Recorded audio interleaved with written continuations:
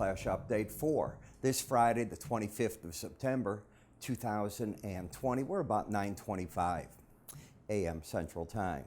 So we've got a lot going on. You know, we're coming to the end of a quarter, so you're going to get a lot of balancing coming up next week in the stock market. They tried to break the stock market again today. It could go down by the end of the day. The odds favor an up day for many reasons. Number one being, are we going to get embedded readings? Where's the market at? We're seeing energy weakness today, and that has to do with COVID. You know, there's a lot of fears there. Next week, presidential debate, Tuesday night. Tomorrow, Saturday, we're going to find out who President Trump wants to nominate for the Supreme Court, and we'll see how fast the Senate can go on fast tracking that. Today we had the advanced durable goods, and the market did not meet the expectations, but it's still the fourth month in a row of a pop in the market. When you look at durable goods ex transportation, a slowdown there. We see a slowdown in ex defense, and we see a revision that was higher for July. So August definitely saw a pullback in all these markets. That's not necessarily a bad thing, but it's a sign that COVID and orders and things that last longer starting to get a little bit of pressure. Grain markets today, just bouncing around basically. Beans still look to me like a market that are vulnerable to the downside, more in the meal market wouldn't surprise me.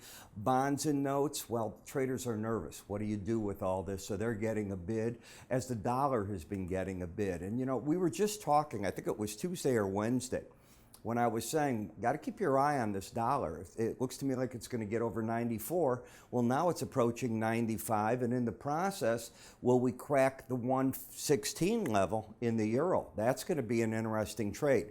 There are many traders, many bank firms and FX people that are wrong the dollar versus the euro right now.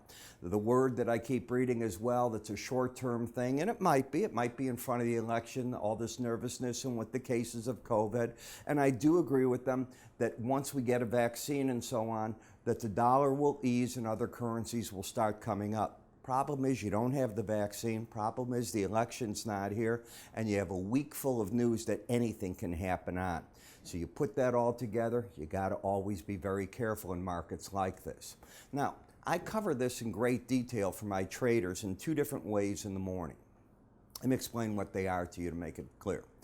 I do first at 5:30 to 5:40 a.m. Central Time a subscriber video on 40 futures markets.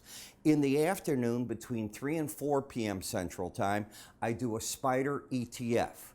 The reason is they tie together. So I'm doing one in the morning to give you an idea of what I'm seeing for the futures. And the reason is so many of the ETFs count on what the futures are doing.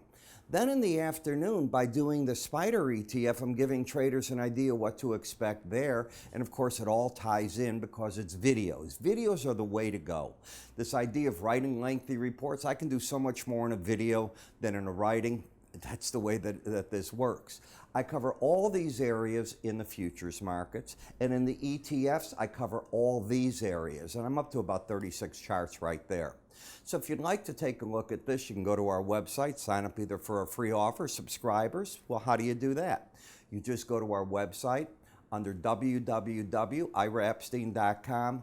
under the word research. Everything is explained there.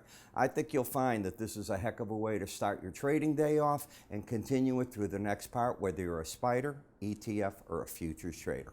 I'm Ira. You have a good day. See you at the end of the day.